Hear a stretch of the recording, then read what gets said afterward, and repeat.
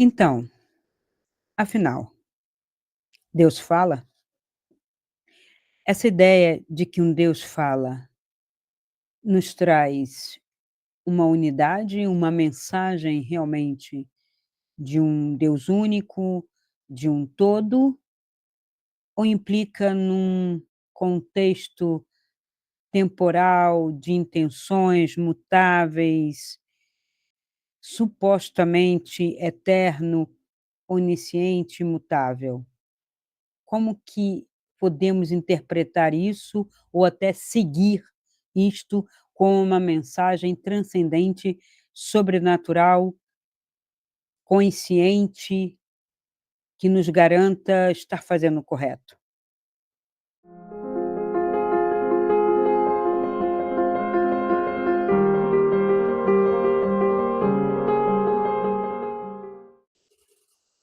Olá, pessoal. Então, da mesma maneira que eu questionei no vídeo anterior, eh, qual seria o rosto de Deus e por que tantas representações diversas, como de um Deus único ou de deuses, né, e esses deuses respondem a esse Deus único ou não. A mesma coisa se dá com a questão da fala, do discurso, da ordem. Como vamos manter uma consciência planetária a partir de deuses ou, né, de deuses que se contradizem, de deuses diferentes, não tem como nós termos uma consciência planetária. Da mesma forma que o homem quer, né, se comunicar com inteligências de outros planetas, essas inteligências seriam expressão única, uma voz unívoca, né, de uma consciência una, seja de Sírios, seja das Pleiades, seja de onde for, ou mesmo esse mal Grey, reptiliano, não sei o quê, é único? É uma parte desses seres? E aí eu sigo uma parte de um ser para depois descobrir: "Oh, meu Deus, eu segui o lado errado"? Existe isso? Existe um lado certo e errado, de comunicação através de inteligências únicas, inteligências éticas? Como que a gente pode descobrir isso, né? Quer dizer, lá das Pleiades, né, de Sírios, de outra galáxia, ou desta mesma galáxia, ou de Andrômeda, eu não tenho como saber, se eu não consigo entender o meu universo aqui, a Terra, né? Este planeta onde eu estou inserido tem uma consciência única? Não, isso nós já vimos. Há um Deus único daqui, com uma mensagem única? Creio que não. Se ele tem vários rostos, há várias falas, há falas com uma consciência mais elevada, com uma linguagem mais elevada, e há falas simplistas. Do que estamos falando, né? É preciso entender. Então vamos começar pelo judaísmo, né, como considerar primeiro o monoteísmo, que afinal de contas no monoteísmo, então eu teria um Deus único se expressando, a rigor. Né, monoteísmo, um só Deus, o Deus que tem um nome, ou não tem um nome, ou o nome dele é uma construção, como é o caso de Yahvé, que não é Iavé, não se pronuncia assim, uns falam Javé, Iavé, mas Ier, né, já um nome que mal se pronuncia, Deus não pode pronunciar, não se pronuncia o nome do Deus em vão. Bom, não se pronuncia em vão, para não falar de qualquer maneira. Mas se eu pronunciar numa oração contrita, pedindo realmente uma luz, uma direção para saber, estamos seguindo na direção correta? É isso mesmo que nós estamos vendo aqui? Quem né, qual desses sistemas ou quem dessas pessoas que dizem representar um uma divindade está correta. Seria um máximo de contrição para pedir uma verdade. E aí eu não posso pronunciar o nome dele? Tem 72 a minha escolha, se eu pronunciar os 72 o que acontece?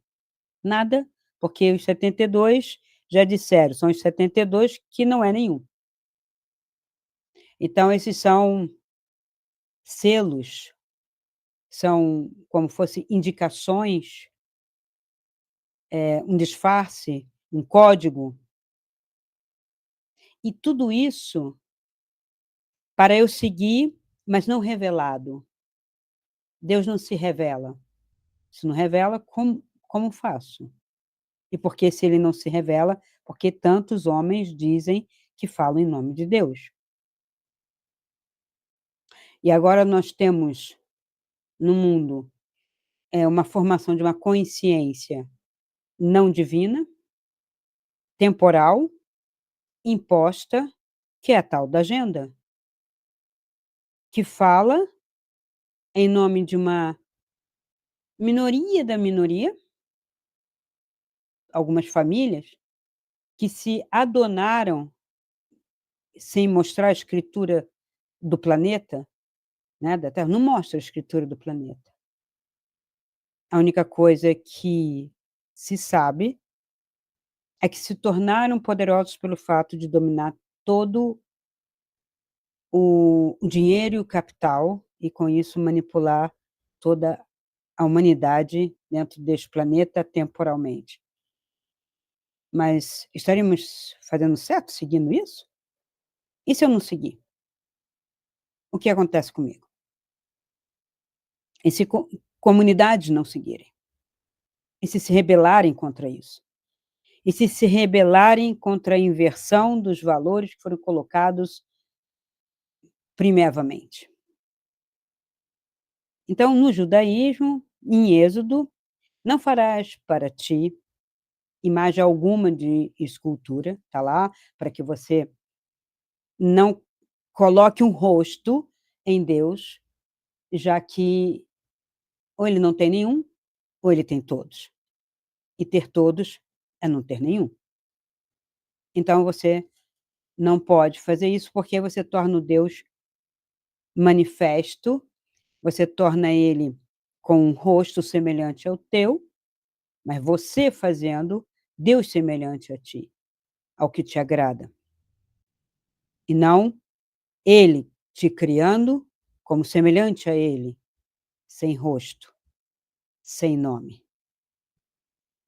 Percebe a diferença?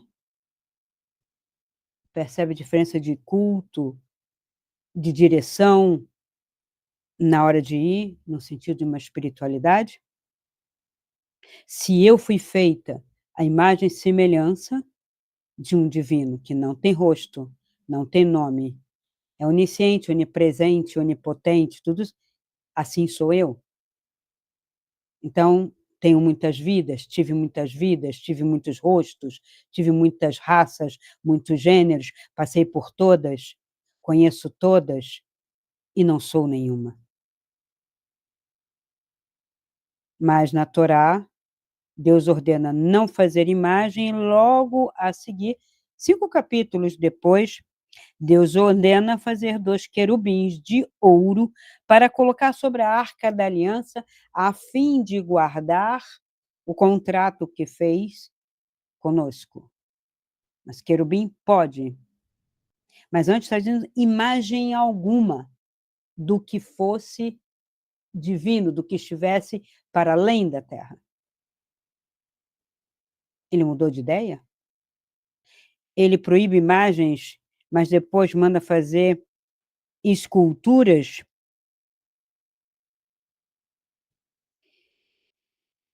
Outra coisa, mais adiante, não mais adiante, mas até antes, em Gênesis, porque também a gente não sabe a ordem desses livros, esses livros estão postos em ordem, numa ordem, talvez pelo título, Gênesis, aquilo que foi criado, Êxodo, pela mudança, leis, reis, mas em Gênesis, Deus já se arrependeu, ele mal criou o homem e já estava se arrependendo. Então, arrependeu-se o Senhor de haver feito o homem sobre a terra. Não deveria ter feito. Nisso, às vezes, eu concordo com ele. E em Samuel, mais adiante, o Senhor não mente nem se arrepende, pois não é um homem para que se arrependa. Então, o que foi que aconteceu no início? Quando houve o dilúvio, quando houve a necessidade de fazer uma aliança, não destruirei mais pela água, mas ninguém disse que ele poderia destruir de outra maneira. A própria criação, afinal, ele é criador, olhou, está feio, queimo. Está feio, destruo de alguma outra maneira. Já que ele é o dono disso tudo.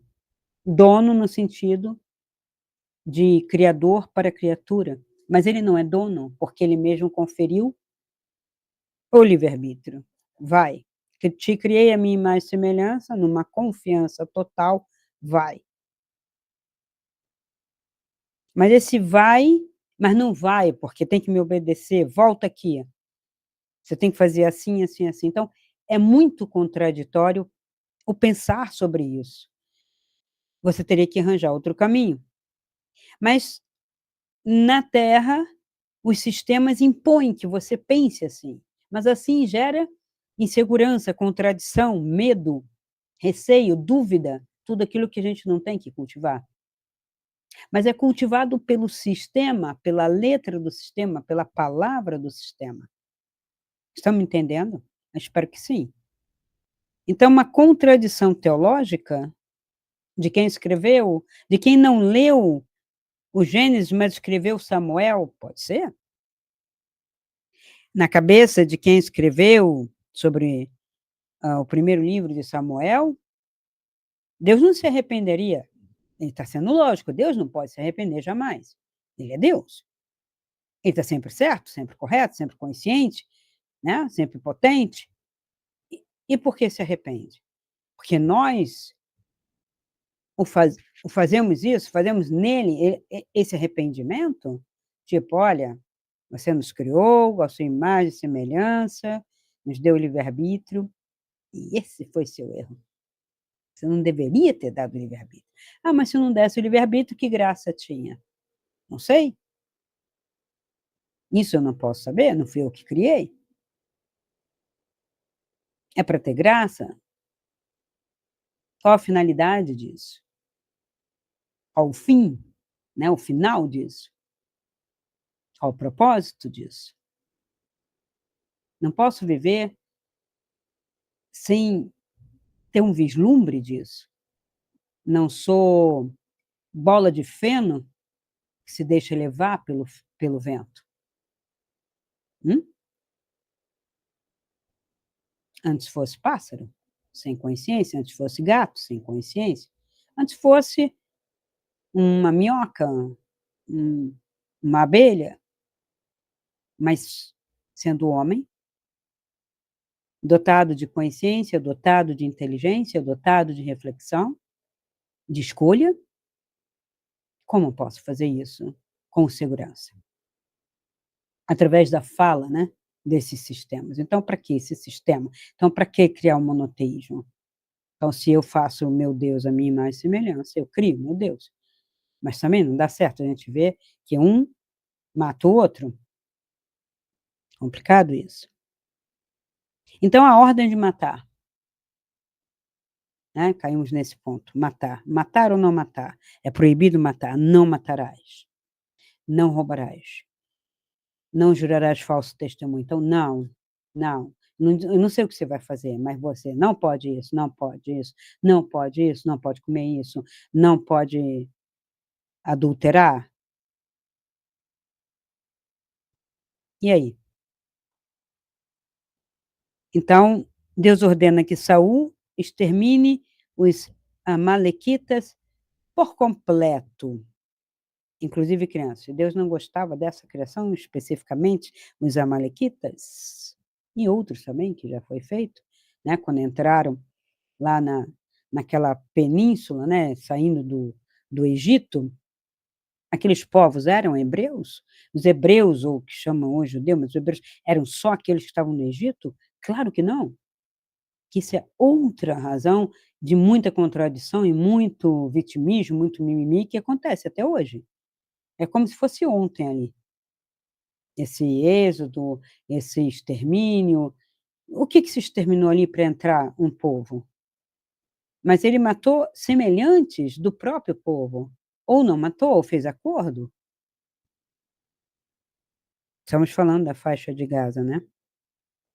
Então, em outros textos, Ezequiel diz: "Deus diz que não tem prazer na morte de ninguém, então para que ele manda matar? Ah, porque eles são maus? É porque ele não faz esse serviço? Ele não tem anjos a seu serviço? Ele não tem seres cheios de poder, querubins, serafins, e outros, e os Elohims, que poderiam fazer esse trabalho? Por que preciso eu, que estou sob o juramento de não matar, que vou matar, para te agradar? Ainda para fazer churrasquinho. Complicado isso, né? E no cristianismo, né, falamos aqui da parte mais antiga, e o cristianismo que carrega, não sei porque até hoje, eu vou continuar até o fim dos meus dias questionando, mas o Cristo veio questionar, mas o Cristo veio questionar, por que carregaram isso? Que acordo foi esse? Talvez porque Paulo era judeu, helenizado? Porque Pedro era judeu, fariseu? Pode ser, né? Vamos botar só aí uma seitazinha, mas no fundo, nós estamos colocando uma seita judaica dentro de Roma. Mas depois, afastando, e as pessoas não sabendo mais ler, não lendo mais a Bíblia, não souberam disso e saíram seguindo uma religião que é uma continuidade, é um braço, né, desse judaísmo, porque é o mesmo Deus, que é o mesmo mandamento, etc, etc. E no final das contas, mas em nome de um daqueles que eles dizem profeta, né, os que seguem profeta, mas Deus ou não Deus, não, nunca foi, né? Uns dizem que foi divino, outros dizem que não é divino, que é um grande profeta, que é ou então que se transformou em Deus, que se amalgamou com essa energia, não foi divinizado, talvez como Buda, o Cristo como Buda, o Buda que sai, faz o processo e retorna iluminado, Cristo que se afasta e retorna para Jerusalém iluminado, será? Que é a mesma coisa, então foi divinizado, mas nenhum dos dois afirmam ser o Deus. Então, no cristianismo, nós temos uma contradição dentro da religião que traz o Antigo Testamento, colocando um Deus que é um senhor de guerra, um senhor ciumento, um senhor raivoso, um senhor que escolhe parte da criação. E aí o Cristo fala assim: não, Deus é amor. Todos são uma criação divina. O Pai é misericordioso. Ele é amor, misericordioso, que perdoa infinitamente, que cultiva a virtude da humildade em todos, os atributos passam a ser diferentes. Em outro momento mais adiante, já na fala do Cristo, né, no caso seria, né, dessa nova religião, o Jesus, o Cristo, que diz: "Não penseis que vim revogar a lei". Será que ele disse mesmo isso, criticando toda a estrutura, não participando lá da sinagoga, não foi lá que ele não se fez doutor, ele não se fez fariseu, ele não se fez saduceu, pelo contrário, saduceu às vezes podia andar com ele, né, que eram homens sábios da lei, mas ele estava sempre à margem, então ele não estava dentro da sinagoga. Aí ele falou assim: "Vou fundar uma igreja nova?" Não, ele não falou em nenhum momento, nem fundou.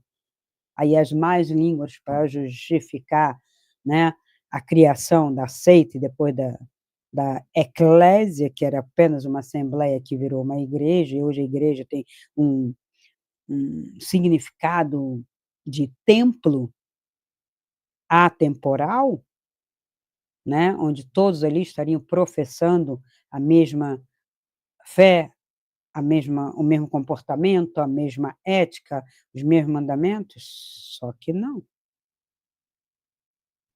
Então, Paulo já afirma que não estamos debaixo da lei, mas sim debaixo da graça. Seremos salvos e amparados no fim dos tempos pela graça, ou pela fé, ou pelas ações. Há uma contradição entre Tiago, entre Paulo e entre o que o próprio Jesus diz, hein, que afirma.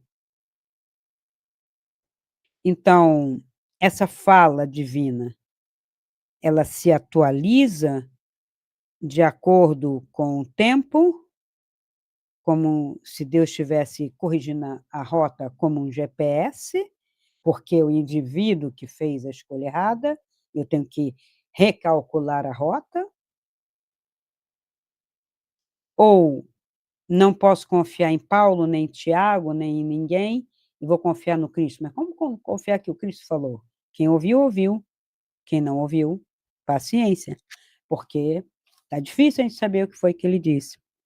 E mesmo assim, seria ele o Deus, o representante de Deus? Ele não disse isso também. Ele diz que ele seria o filho, como todos seriam. Então, ele seria uma criação, como todos seriam. Só que uma criação justa, reta, né, com toda uma ética diferente. Claro que ele colocou uma ética diferente, claro que ele marcou uma mudança do tempo antigo, né, daquela configuração antiga para hoje, mas não podemos esquecer que temos o Islã. Mas antes disso, vamos falar da questão de um universalismo ou um exclusivismo. Deus é universalista, ele criou todo o universo, céus de planetas, terras, né, planetas, astros, ele criou isso tudo ou isso se autocria? Deus amou o mundo para que todo aquele que nele crê seja salvo, né? Não ireis pelo caminho dos gentios, e diante as ovelhas perdidas da casa de Israel. Ora, tem uma parte do mundo escolhida, contrita, seguindo, e a outra parte. Ele não pregou para todos, ele não podia pregar para todos. Ele pregou dentro de um contexto. E mesmo que hoje você diga, mas está espalhado, Jesus não tem lá, mas são grupos, né? A gente tem um grupo hoje muito, muito, muito, muito ateu em prática, e durante um período até manteve uma certa ética que se infiltrou numa filosofia ocidental que hoje não está mais presente. Hoje se implode religião, como se implode ciência, como se implode biologia, como se implode psicologia, inclusive linguagem. A linguagem hoje não pode ser dita, né, com o seu significante e significado, porque eu altero o significado de acordo com o meu pensar ou não pensar, ou o meu querer, voluntariamente. Não quero que signifique isso. Não gosto de metáfora. Não achei engraçado, achei ofensivo. Então, são bolhas de comunicação, há bolhas preferidas e bolhas que são rechaçadas hoje. Vamos resolver algum problema? Não, estamos só criando mais problemas e variações do mesmo problema para nós mesmos, em nome do quê? De um divino que muda? Hino ao Corão. Como é?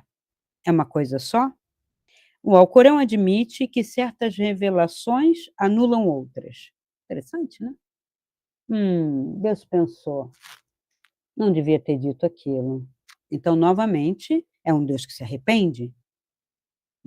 Vamos anular.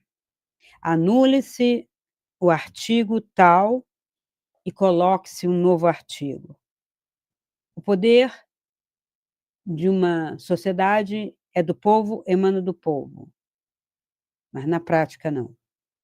Emana da minoria que manda. E que diz, mas você está no poder tanto quanto você aceitar o que eu digo. Se você é contra, então você não se coloca no poder. Estranho isso, não? Quando a gente fala assim tão claramente, ele soa estranho. Mas está acontecendo isso, como já aconteceu, não há diferença. O discurso de cima para baixo, punitivo, regulador, ele se coloca com um poder divino, um poder inquestionável. Uma ditadura é um poder inquestionável, que alguém se arvora. E não pode nem pular fora, não pode sair, não pode, né, tirar a própria vida, tem que se subjugar, porque daí não tem graça, né, não vou manter o meu poder se não tiver ninguém para eu controlar, né. Então vai à força que você fique. E se você estiver doente, falecendo, eu vou lá, eu vou salvar a sua vida para você continuar subjugado.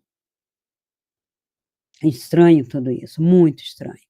Então, se no Islã eles admitem essas mudanças, né, a fala de Deus registrada por Maomé evolui e se adapta à situação política e moral. Esse ainda é pior ainda do que o que a gente já viu até agora, né, a gente vê que, né, 600 anos antes de Cristo, o Cristo e agora 600 anos mais ou menos depois do Cristo, a coisa vem ficando bem pior, né, vem ficando mais humana, revelando-se mais humana e um humano tacanha, um humano duro, um humano fechado, a ética minha, do meu povo, da minha situação. Aí eu pergunto: para que civilização, se a gente já tinha isso no mundo primitivo? Né, nas tribos. Na tribo que adora o seu Deus particular e que vai lá e acaba com o outro. Agora a gente tem um Deus único, transcendental, mas só que faz a mesmíssima coisa, através dos seres humanos. Então o problema é o ser humano. Só que sendo um problema, ele não tem uma solução fora de si. É um paradoxo?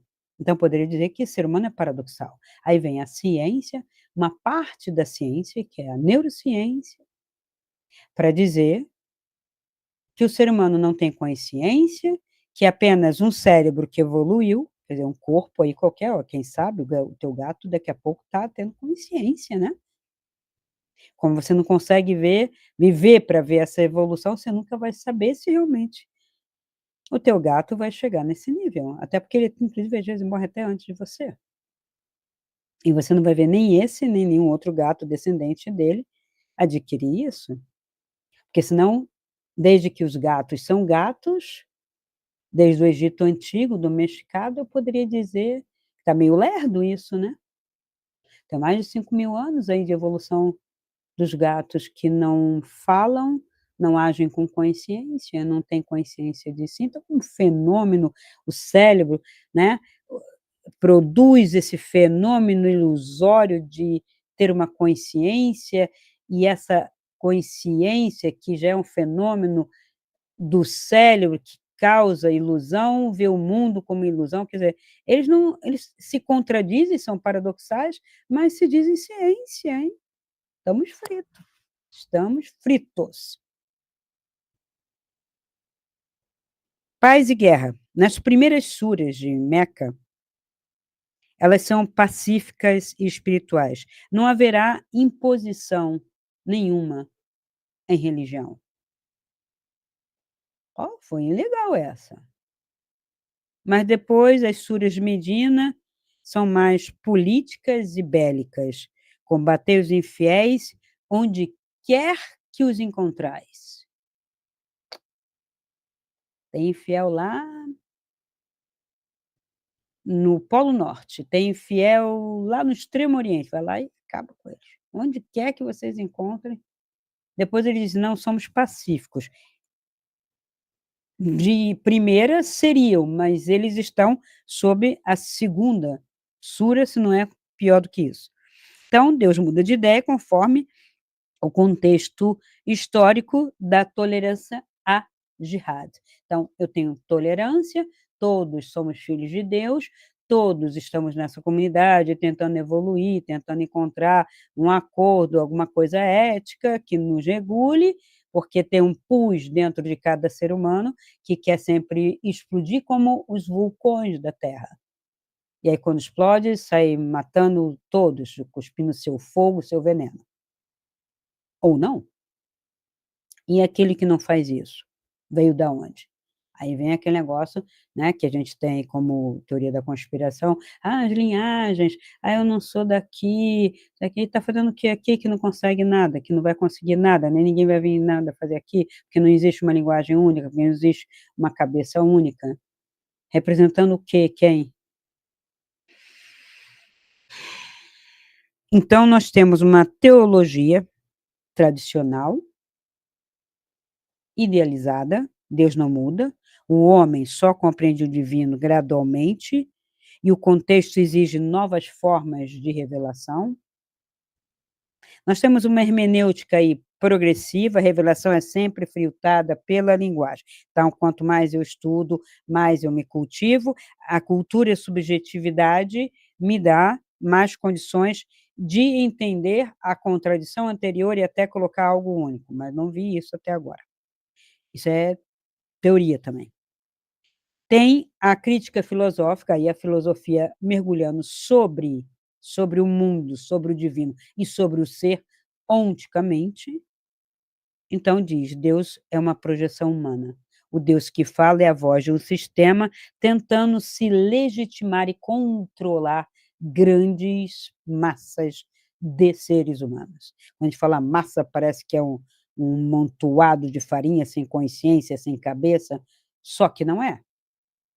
Porque eu é que não cultivo, nem permito cultivar aquelas cabeças, né, e amasso igual cabeça de alho. Na teosofia ou no esoterismo, eles dizem que essas mudanças refletem ciclos de evolução espiritual da humanidade e o logos, então, que é como eles, entendem manifestação divina, que o todo não dá para a gente ver manifesto, mas ele manifesta a parte como logos, né, e o logos, tanto é que tem o logos se fez carne, que seria a palavra, seria o verbo, e para alguns é amor, e isso é assunto, né, de hermenêutica esotérica, que eu não vou trazer aqui, não é que eu não conheça e que eu não possa ensinar, mas não cabe, porque queremos que todos possam ter acesso a uma mesma luz, uma mesma verdade, para poder pensar algo com os elementos que tem, não ir lá ter que comprar um livro para aceitar toda uma terminologia para poder entender-se. Então não aprofundo aqui, na rede, esse assunto. Nós, somente na minha mentoria, discutimos a respeito do logos, do que é o logos, do que é vida, né, do que é zoe, né, do que são, né, essas manifestações, né. E também tudo isso é muito didático para explicar, porque é claro que não se dá assim, né. Então, a colocação de um Deus se adaptando ao homem ou mudando conforme a situação, a consciência humana, não geraria uma contradição entre mate e não mate, como está posto, né? Afinal, Deus quer ações retas ou apenas fé, que se cultue? Fé no sentido de culto. Será que a colocação que a teosofia coloca procede realmente?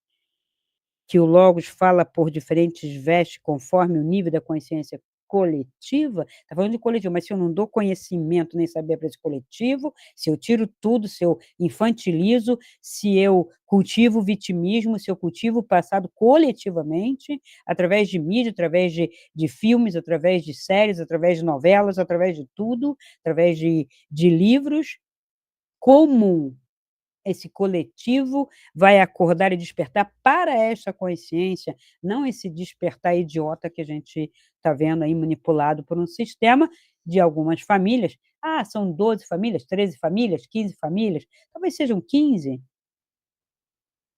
famílias para 8, quase 9 bilhões de pessoas. Controlando, mas porque é o capital, o trilionário que compra, compra, compra, compra, compra, compra. Compra o quê? Coisas? Empresas? Não, compra mentes, compra corações, compra pensamentos, compra a ética de cada um. E todos que estão aparecendo aí têm nomes, né, e estão brigando entre si na mídia, mas entre eles estão no mesmo jantar, ah, celebrando em vinhos caríssimos, como agora o presidente dos pobres fala da fome do pobre, e que ele toma, assim, vinho de mais de 2.000, R$ 3.000, que ele veste, sim, o que ele quer, só que o dinheiro não é dele, só isso, né. E outra, se eu tenho o dinheiro e quero ajudar os pobres, por que que eu mesmo não dou, né? Por que que eu tenho que guardar tudo para mim, ter uma ostentação milionária e pedir que o outro dê o pão, mas que eu, no meio do caminho, tiro 90% desse pão e fica para eles, que é o que acontece quando existem os assistencialismos, né, no mundo, que foi aí denunciado, né. Ah, o dinheiro foi para a África, foi para salvar criancinhas, sempre salvar criancinhas. As criancinhas estão sempre sendo salvas e, na verdade, estão sendo vendidas, mortas, sequestradas, escravizadas, etc, etc. Aí a gente tem as evidências. Ai, Cristiane, você não pode falar assim, eu não estou acusando ninguém, estou dizendo as notícias que rolam. E muitas são verdadeiras, porque a gente viu evidências, vê evidências. E mulheres também. E mulheres que reclamam. E mulheres que falam da violência masculina, da misoginia, que os conservadores, e até jovens conservadores, né, com seus canais bonitos de influência, dizem: "Não existe misoginia, nunca existiu, é uma invenção feminina". Puxa, pergunta para a mãe dele, né. Não deve ter, né, não deve falar. Então, essa contradição seria uma contradição essencial, um Deus eterno que fala na linguagem do tempo, então se ele se manifesta no tempo através da linguagem, ele já se contradiz, porque ele é atemporal e é silêncio. Então, no ato de se manifestar em palavra, ele vai cair em erro, em contradição, porque a contradição não é o paradoxo de opostos que podem se complementar, e sim que diz contra. Então a contradição, ela realmente vai um para cada lado, não tem tons no meio, não tem parcimônias no meio. Mate, não mate. Coma, não coma. Não tem matiz. A contradição é isso, por isso que é tão violento, esse sistema. A linguagem é sempre situada. Mas Deus pode ser situado no tempo e espaço? A igreja se afirmava atemporal, e hoje está fazendo uma série de reformas e as pessoas querem que faça reformas temporais. Não somos mais homens e mulheres da Idade Média, concordo, mas o que mudou? Que agora mulher pode ser homem pode ser mulher? Que agora homem com homem, mulher com mulher? Mas não era atemporal isso? Isso não era um princípio de polaridade? As plantas não são assim, os animais não são assim? Porque o ser humano não é. Então tem uma gata no corpo de um gato? Tem uma arruda fêmea dentro de uma arruda macho? Não seriam só papéis que estão sendo confundidos com essência? E papéis cada um representa o seu, não. Preciso de validação de uma inversão dessa? Estranho. Mas se um Deus está todo confuso no tempo e espaço, que dirá o ser humano, né. Então, toda linguagem ela é temporal, né, eu comecei falando, estou falando até agora, né, tem aí uns 40 minutos, e eu vou indo, vou indo. Então é temporal, eu não posso dizer todo esse discurso no mesmo momento. Mesmo que fosse uma revelação, ela se daria instantaneamente e você estaria numa epifania estupefato, em êxtase, extático. E não é assim que ocorre. Então, há um desenvolvimento de um raciocínio no tempo, com uma fala, no tempo e espaço, no contexto da cultura, do que está ocorrendo agora, da reflexão de toda essa complexidade que se constituiu enquanto sociedade humana que está debruçando para o abismo, para o caos e não para a solução, para a ordem. E se ordem for manutenção, estamos condenados. E se ordem for evolução, estamos voltando ao neandertal ou pior. Porque sim, caminhamos para o caos. Quando eu implodo tudo, não tem mais limite, né? Supernova, né? Nebulosa, pá, explode, caos, até se ordenar. Vai ser caos. Nós estamos caminhando para isso. Então, se toda linguagem opera no tempo e no espaço, o emissor aqui, Deus, um código, a língua, né? O canal, o profeta, o livro, o mensageiro, o receptor, o ser humano. Teoria da comunicação. Tem entropia aí. Daqui, desse absoluto, Deus, até o ser humano, ruídos, ruídos, ruídos, contextos, né? Canais, códigos. Então, um Deus absoluto não se inscreve na linguagem, ele deixaria de ser absoluto. Então, muitas vezes, quando dentro de um caminho de espiritualidade prática, dentro de uma filosofia mais prática para encontrar o divino, é Deus é silêncio. E é no silêncio que eu encontro Deus. Ou pelo menos no silêncio da minha mente, que fica. Né? Se eu silencio, eu estou mais próxima desse sobrenatural, desse divino, desta experiência epifânica. Mas é no silêncio. Então, quando eu vejo que as pessoas falam que teve uma experiência epifânica e sai falando, falando, falando, falando, não dá, porque ela é praticamente indescritível. E ainda que eu descreva, ainda que eu use alguns adjetivos, epifânica, estática, silenciosa, avassaladora, amorosa, nenhum adjetivo vai dar conta da experiência em si, que é substância e não atributo. Né? A experiência é a substância, é a coisa em si. E eu falo dos atributos, quando eu qualifico, quando eu tento explicar. Né? Eu vou usar os adjetivos, atributos da linguagem para explicar aquilo. E aí perde. Né? Não é mais o que é. Então, o que nós temos, o que a gente já falou há muito tempo, que é a antropomorfização divina. Um Deus que se torna humano para se comunicar. Ou é o Deus que ou é o homem que fala em nome do divino, né?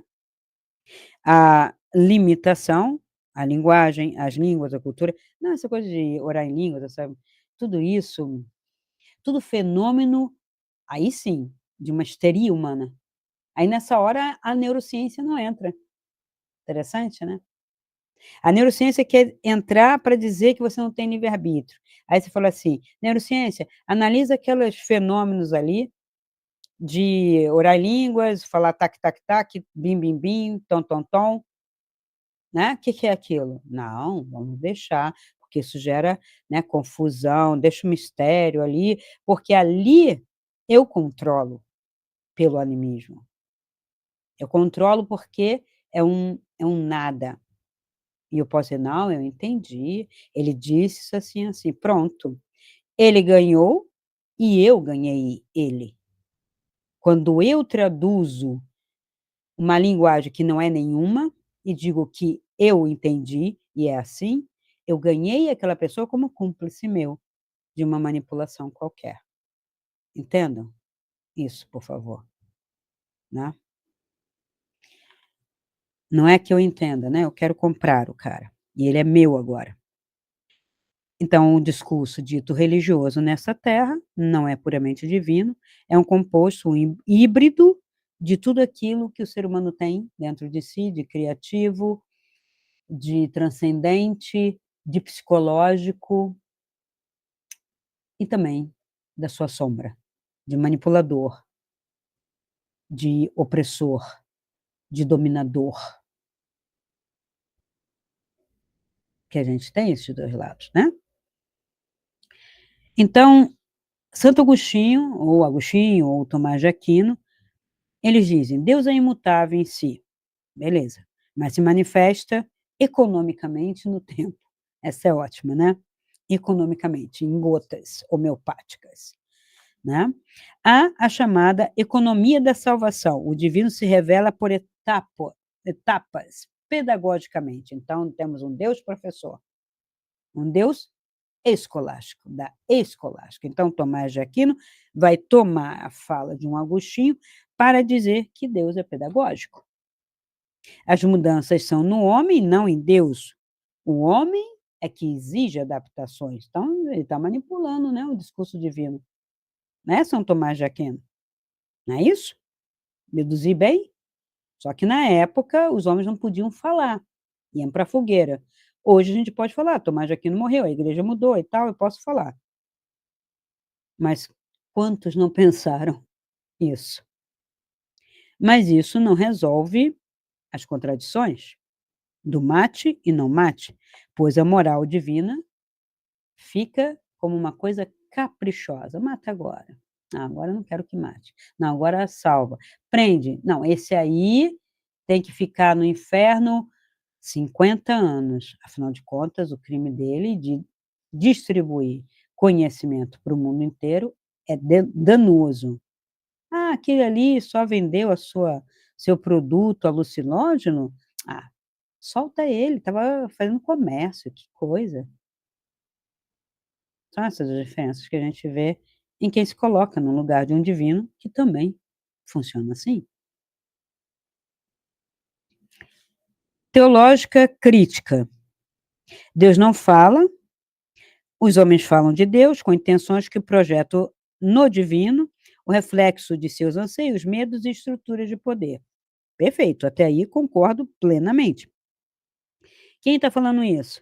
As teses Feuerbach, Paul Ricoeur com a sua, hermenêutica muito proficiente para tudo quanto é discurso e narrativa, que eu usei em 2 teses minhas, e Bonhoeffer, que é um teólogo luterano, né, da Segunda Guerra Mundial, que vai falar sobre a estupidez humana.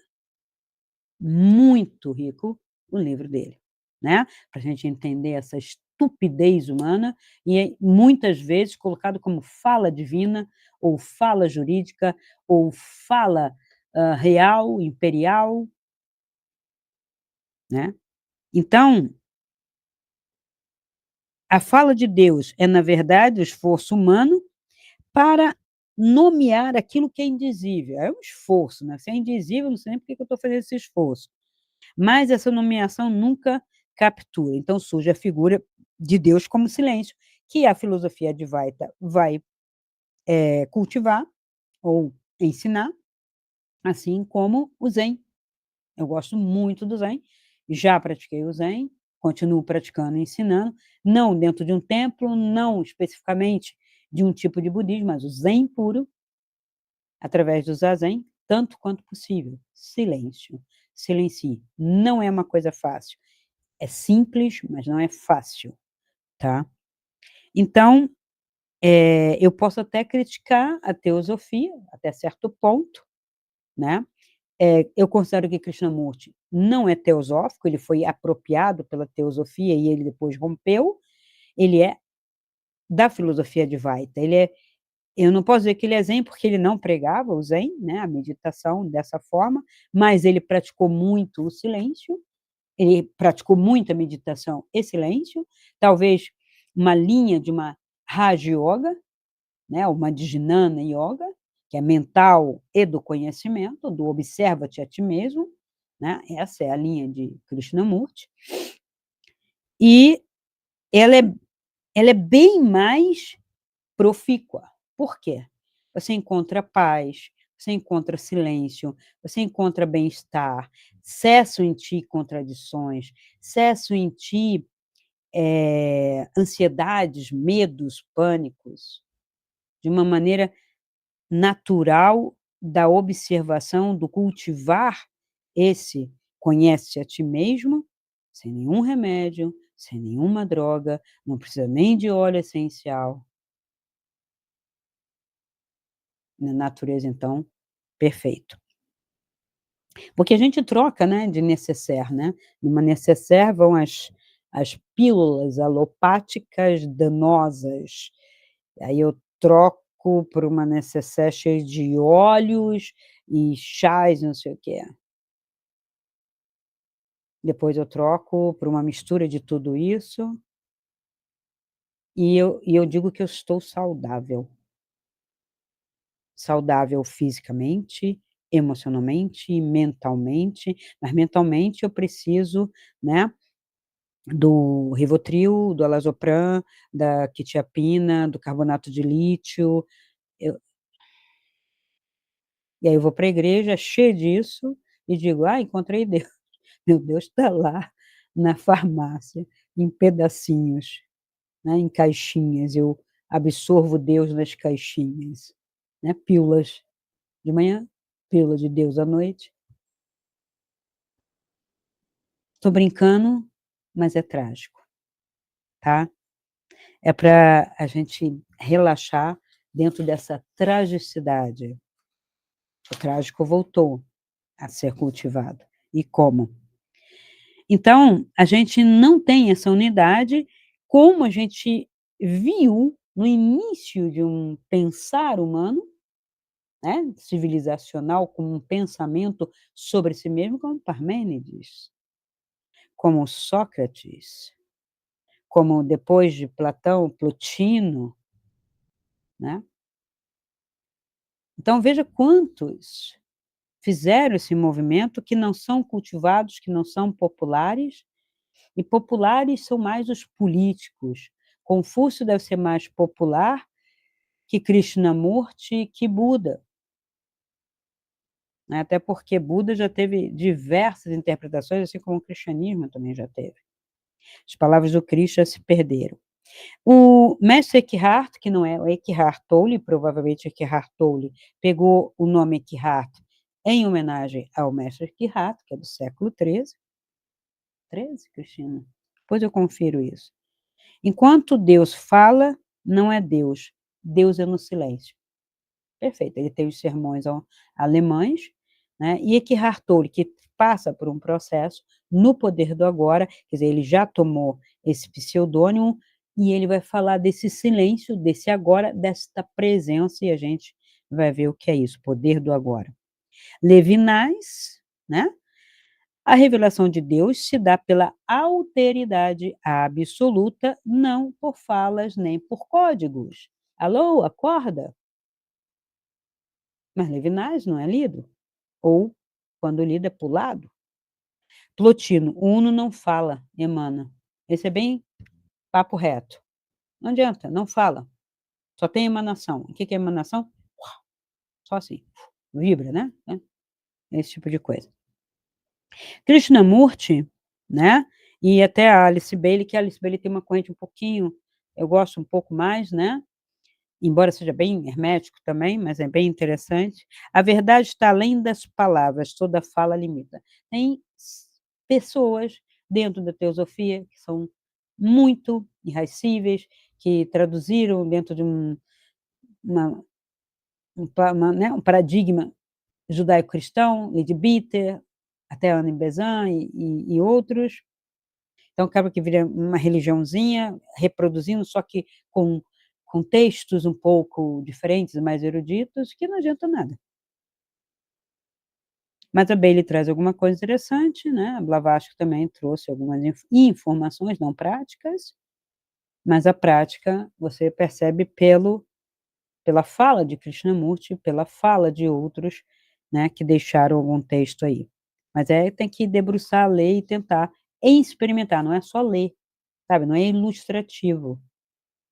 As pessoas fazem isso com a Bíblia, né, lê a Bíblia ilustrativa, "Ah, já sei, né, Êxodo tal, Gênesis tal, Paulo falou isso, Tiago aquilo, né, isso está em Romanos, não sei o quê", eu gosto de citar, né, a Bíblia, né, de cor, né, quando eu sei de cor, porque eu li muito, né, os pressupostos, né. só que eu não pratico. Praticar não precisa, basta a fé, basta, eu cultivar e aí Deus já me vê lá cultivando na igreja e, esse aí é fiel, vou salvar, o resto não. Se o cara tiver faltado à igreja porque estava doente, está frito. Então, um Deus que diz mate, não mate, já falei, né, ele não é uno.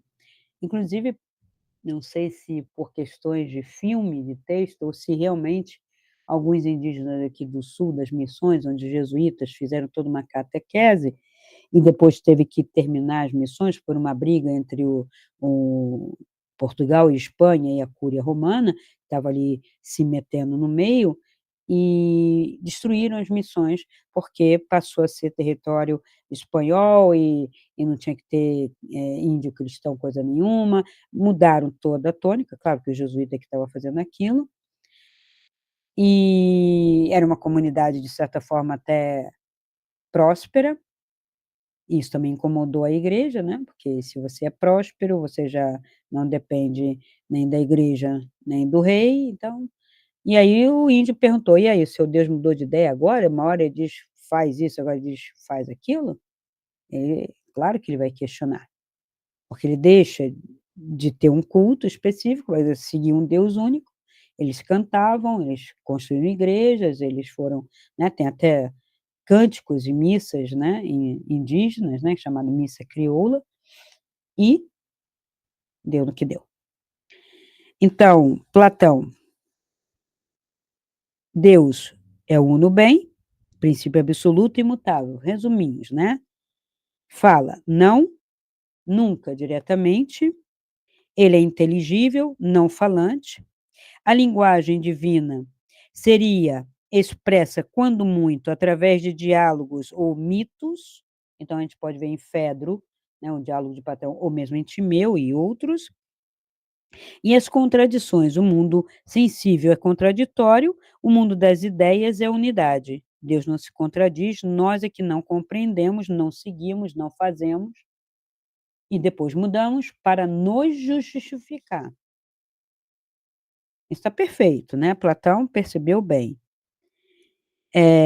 Maimônides, né, filósofo judaico, ou judeu, né, Deus absolutamente transcendente, também não cognoscível, fala? Não, também. As falas naturais são antropomorfismos pedagógicos, mas o homem tentando ensinar o que ele entende por Deus, tá? A linguagem divina sempre será metafórica e dialética, através de uma dialética negativa, daquilo que nega, não é isso. Então, vamos pôr, né, quando eu elimino um elemento, né, da contradição, não é isso, Deus não fala, então tem que pensar mais uma vez, e aí vou construindo o pensamento para chegar na verdade, se conseguir, nesse tempo e espaço. As contradições devem ser interpretadas como uma metáfora de um relacionamento entre um Deus, que seria, né, todo, né, inominável, incognoscível, e o homem. O homem é contraditório, então ele entende tudo, né, a contradição é o canal sujo por onde passa a verdade, a luz divina. Tomás de Aquino, ele diz: Deus é puro, eterno, um ser único e necessário. Esse necessário ficou bem estranho, mas é assim que ele se expõe. Deus fala por analogia e não é uno, nesse sentido, né, unívoco, ele não tem uma fala só, porque ele está fazendo analogias. Então pode parecer contraditório, porque a linguagem humana sendo limitada, sendo temporal, aí ele vai colocar também a questão do tempo, ela não pode, expressar o divino plenamente. Mestre Eckhart, né, como a gente falou, por isso que eu acho que é século XIII, que é depois de Tomás de Aquino, deidade além de Deus, né, o absoluto está para além do ser, Deus não fala no tempo, toda fala de Deus é a própria criação, é a manifestação, e Deus só posso compreender Deus verdadeiro no silêncio, né, e o silêncio que me leva a uma união mística, porque me desapego de tudo que é negativo em mim.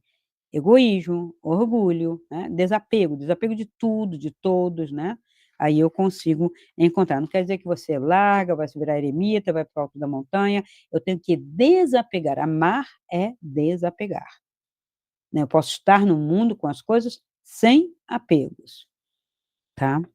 Plotino, né, vem em cima de Platão, né, que é uma fonte, uma espécie de discípulo, sem ser discípulos propriamente, mas aquele que aprende, né?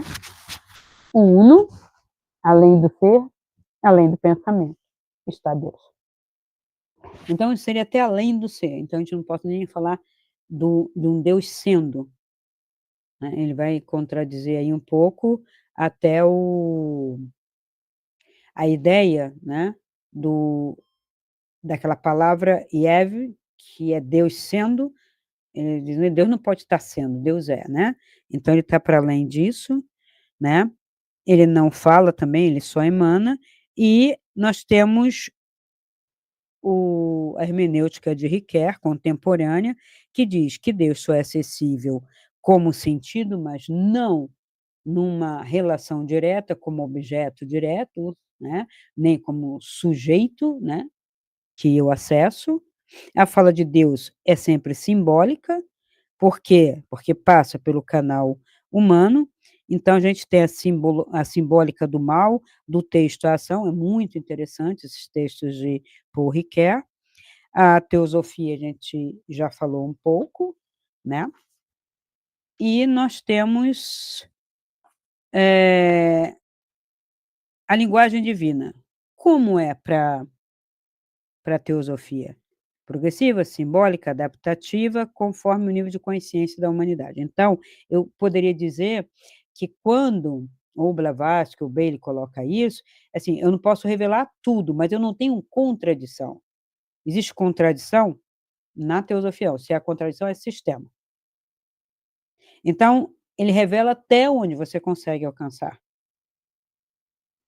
E a gente percebe que quando a teosofia surgiu, né, e foi se colocando no mundo, o próprio sistema, né, contrário àquilo, contrário à verdade, contrário à libertação, contrário a essa revelação, ele ele absorve aquilo, o sistema absorve e e converte em outra coisa. Então nós temos a teosofia absorvida e virando seitas, inclusive teorias conspiratórias, de extraterrestres, intraterrestres e tal, por uma não compreensão, mas algo que cabe como uma luva dentro do sistema, da mesma maneira como eu já falei da conspiração aquariana, que também é um vídeo que eu coloquei aqui, né, onde o sistema absorve, então, essas propostas, né, de uma evolução de uma era de peixe para uma era de aquário. Olha, vai acontecer, vai desenvolver o mental, vai desenvolver um contato mais profícuo com o divino e tal. Ele vai, não vai desenvolver nada.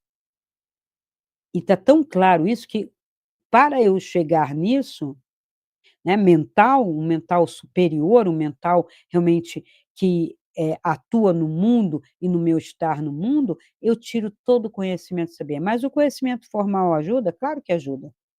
Porque sem o conhecimento formal eu já desconheço o que eu já alcancei até aqui no século XX, com a biologia, com a física, com a química, com a história, né? Então vem um revisionismo idiota. Não é para ampliar, não são pesquisas para ampliar, mas para deturpar. Então eu pego, né, a questão, vamos dar um exemplo aqui, o ábaco, né, lá do Oriente, principalmente chinês, sempre usando um, e chama aquilo de computador, aquilo era o germe do computador. Mesmo que fosse, até de como é que é? Uma calculadora super ultra maravilhosa, ainda que fosse, não foi colocado em prática como hoje é distribuído e facilitado.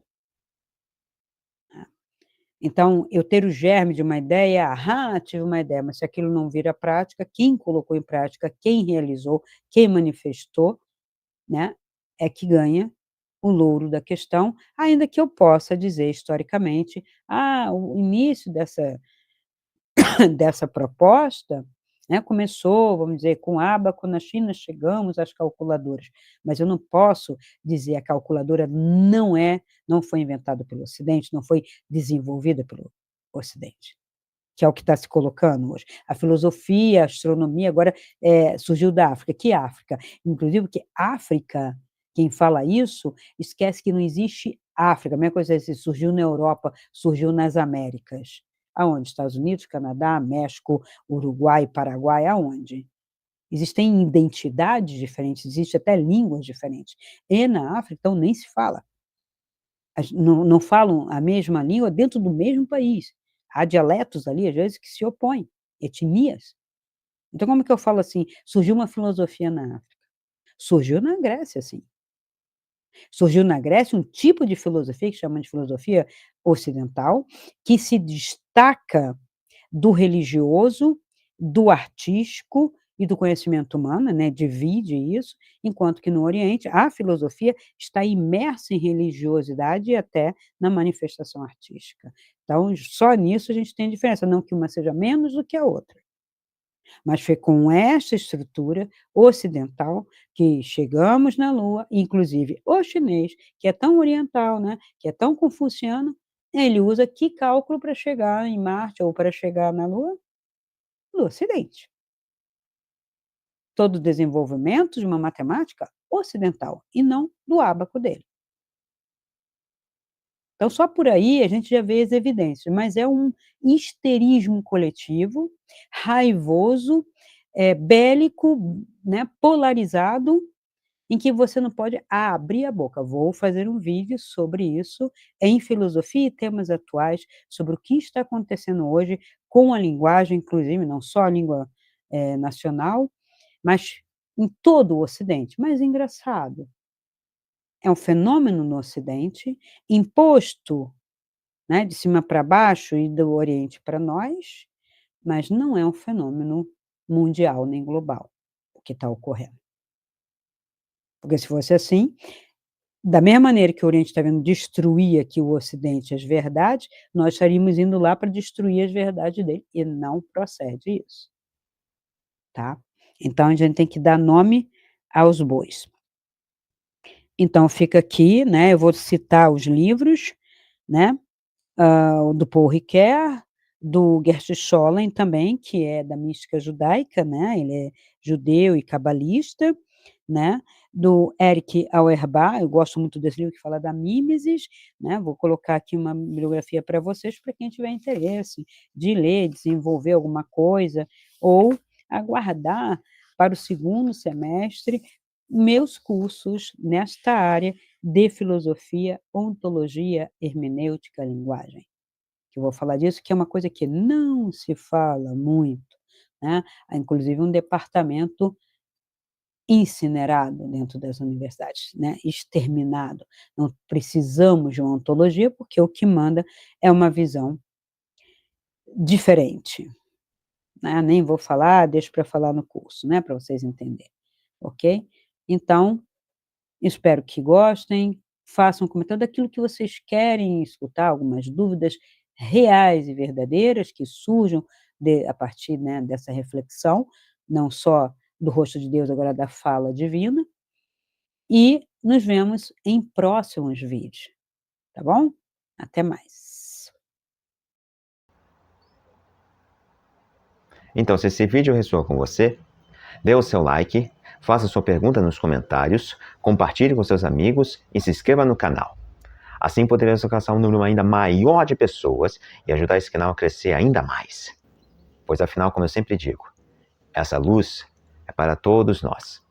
Então ajude-nos a iluminar essa rede.